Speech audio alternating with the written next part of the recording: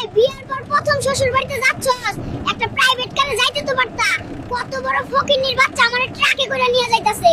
ওই জরিনা, তোর বাপের বাড়ি কি রাজপ্রাসাদ প্রাইভেট কারে নিয়ে যামু? বাপের বাড়ির যে বেহাল দশা, ট্রাকে কইরা যাইতাছি তারপরও বিলাসিতারে।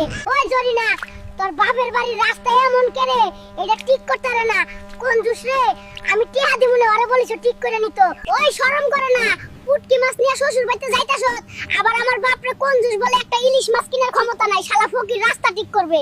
ওই জরিনা, আমি তো ভাবছিলাম শ্বশুর বাড়িতে প্রথম আসুম, গান বাজনা দিয়ে আমার সাক্তম হইব। এখন দেখি শুনশান নীরবতা। তোর বাপের উইকেট গেল নাকি রে? হো, আমারে তো রানীর মতন রাখছিলা যে তোমার রাজকীয় সংবর্ধনা দিব।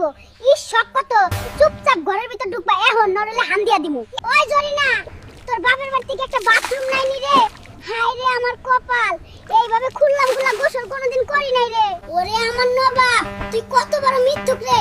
সারা জীবন গাঙ্গের পানিতে গোসল কইরা এখন শহরে গিয়া জমিদার হয়ে গেছে, তাই না? শালা বাটপারের বাটপা। ওই জরিনা, এইটা কি আমার শ্বশুর বাড়ির জামাই আদর?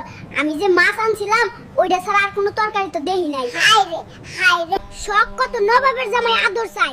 তোরে যে মাছটা বাজিয়া দিছে ওইটা চুপচাপ খাইয়া নে। আমি তো বলছিলাম আলু ভর্তা দিয়ে তোরে খাওয়ামু। আমার কি জীবন রে, শ্বশুর বাড়িতে এসে এইসব করণ লাগতেছে। মাইনসে শ্বশুর বাড়িতে রাজকীয় ভাবে থাকে আর আমি গোবর টানতাছি। হায় রে কপাল।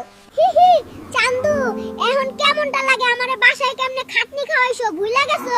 জ্ঞান জ্ঞান না করে চুপচাপ পরিষ্কার করো।